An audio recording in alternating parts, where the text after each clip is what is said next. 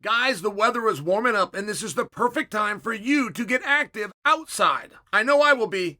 And I started using Mando, whole body deodorant. With Mando, I feel completely in control of my body odor, no matter the situation, no matter the activity. And my favorite part, I can use this anywhere, truly. It is full body security. Right now, new customers get $5 off a starter pack with our exclusive code and link. Use code Chael after you go to shopmando.com. This is clinically proven to block odor all day and help prevent odor for up to 72 hours. And all Mando products are paraben and baking soda free. I keep the solid deodorant stick and the spray deodorant in my arsenal so that I'm guaranteed to always smell fresh. Now, my go-to scent, Mount Fuji. New customers get $5 off a starter pack with our exclusive code. That's over 40% off your starter pack when you use code Chael at shopmando.com. Get a solid stick deodorant, a cream tube deodorant, 2 free products of your choice, and free shipping. Support the program. Let them know Chael sent you. We got Islam versus Jack. And what a difference. I mean, what do you guys think of that fight? You want to get into that? You want to go back and forth? Now, I realize you're not excited for the fight. I get it. I'm not excited for it either. But that doesn't mean it's not a great fight, right? Those are two very different conversations. And would we have cared about that fight if Islam moved up? Blahal was hurt, so we're just gonna go Islam versus Jack. We'll put the belt up. We'll put up an intra belt. Whatever it is, we're gonna solve the belt problem. We're gonna make it a big fight. But it's going to be Islam versus Jack. Right? Without Islam and Blahal happening, it's going to be Islam versus Jack. And no, you're not interested to the point that that's probably not getting signed off on. I mean, that would be the favor of favors that would have to get called in by somebody to even get that fight made and put it at the top of your bill, right? But that's not what it feels like now. Like there was something very different after Jack got through Blahal, for sure. And I only bring that to you because Ilya versus Islam is not a huge fight. I know in their minds it is because it's champion versus champion, but they're wrong. It's not a huge fight. It's a good fight. You can make money with that fight, but it ends right there. That is not this massive fight. But hear me out, because if Ilya Topuria fights one time at 155 pounds, and of course, I'm talking about one of the usual suspects, right? I'm talking about Patty. I'm talking about Sarukian. I'm talking about against Charles. But if Ilya fights one time and succeeds with one of these top guys, then Ilya versus Islam is a massive fight.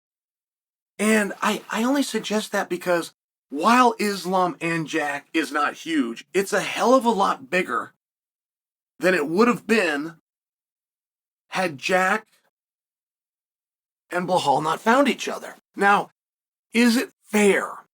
Is it fair that Jack be forced to defend a belt against a champion where the champion does not have to do the same thing, which is defend the belt? We've seen it before. And whether it's fair or it's not fair, we've seen this before. But if you're Jack, wouldn't you like a fair shot to play the game? I mean, if you're Jack and you've been laying in bed at night and you're staring up at the way, you're dreaming about your career. I mean, this is what it's like. You'll be in a car traveling around. You'll be laying in bed, wherever it is. You'll be having a meal by yourself, but all you're thinking about is different positions, right? All right, I'm in the third round. I'm down by 2. I'm in the third round. It's tied 1-1. He's got my eye closed. I'm in the third round. I'm ahead by 2, but my eyes closed, my ears bleeding. I'm pretty sure my rib is broken, and there's 3 minutes left. Like, you're playing these scenarios through in your mind constantly. I'm winning the fight, but he's now on top of me. I'm pinned against the cage. There's 90 seconds left. Like, you're playing these scenarios through constantly, and never would there be a time that Jack thought to himself, I'm going to have to fight Islam. Like, Jack would have fantasized about beating Kamaru Usman. Jack would have fantasized about beating Leon. Jack would have fantasized about beating Blahal. Jack would have fantasized about being in there with Gary. Jack would have fantasized about having to deal with Colby. Ultimately, what would happen if I get by Blahal? That's going to draw me right into Rakhmonov.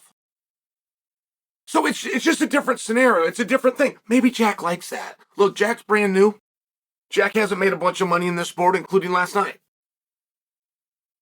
His money will come now. His contract, there's a clause in there called participation, and that activates after you win a championship. So things are going to be rare great for Jack. I understand that he's going to be open and he's going to be willing. I'm just talking about let's compare it to other weight classes. I mean, 1 week ago, Islam was denying an undefeated world champion called Ilia Topuria, saying he's never fought in this division. He's not ranked in this division. Therefore, I'm not fighting him. But now Islam is going to go up to 170 and do that same thing to somebody else. He is not ranked in that division. He's not beaten anyone in that division. And he's going to go do to Jack what he just refused to do to Ilia. Now, before you stop the record there, it's not totally that easy because Islam actually did do that very thing, not just once, but twice. So though he used that as his argument, his larger argument was, I'm not going to do that again. And that did change things. But I'm just suggesting, if we look at this, when is Rakhmonov going to be back? Rakhmonov versus Jack is fine. It's fine. Islam versus Jack, it's fine. It's fine. You're going to have to load it up. I would predict for you that's not going to be a main event, but on just the right card, and you do the co-main event. There's ways to spruce that. That is very unlikely going to headline a card, but Rakhmonov versus Islam would. So you see where things do start to get interesting? And there is a big question, just how good is this Jack? I mean, I will tell you guys, I've been following the sport since 1993. So I was a junior in high school, and I had to go rent it at Blockbuster Video with my buddy Jeff Williams. I've been following the sport, and I do find myself still, and having to correct myself, but still falling for the wrestler. If two guys are going to fight, my mind will go, well, who's the better wrestler? Okay, great. Well, then that's who's going to win. But as recently as a week ago with Bo Nickal's fight against DeRinner, we find that it's just not the case anymore. It's just not a wrestling match. But I get where I'm stuck. I'm stuck a little bit like it is. But then you get these guys, the Ilia Topurias, the Dricus Duplessis, where you can't even take the son of bitches down. I mean, not only are they not great wrestlers that would do great at wrestling, but their defense is 100%. Nobody can take them off their feet. It's an incredible thing. But I do have to put Jack into that same category. And Islam is a smaller guy, but he's going to be plenty big for 170. Islam is a man of his word. He's a man of great integrity. And that's where it does concern me a little bit as an Islam fan. He's saying right now he's going to go to 70, be champ, go back to 55.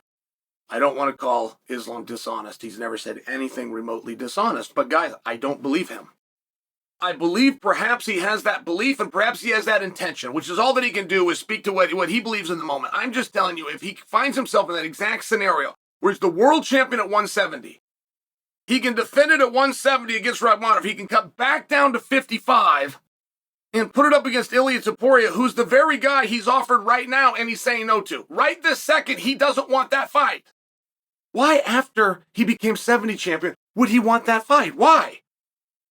And it's an interesting proposition.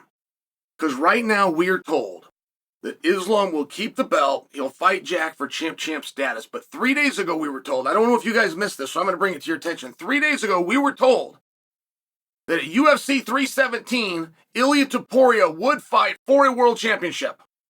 And if he's not fighting Islam for the world championship, that would mean that Islam is being stripped. And if he's not being stripped, that would mean that Ilia is fighting for an interim title.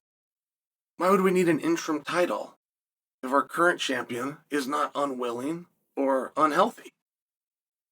So there's a few of these things, and you always have to have room in the sport for somebody misspoke.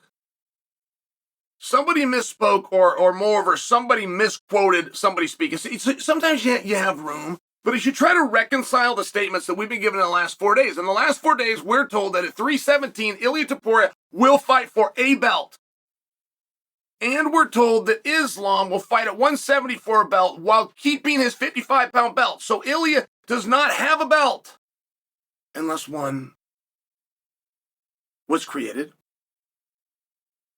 And you also have to wonder, did somebody misspeak? But you'd also have to wonder, what is it they said they plan to do with that BMF?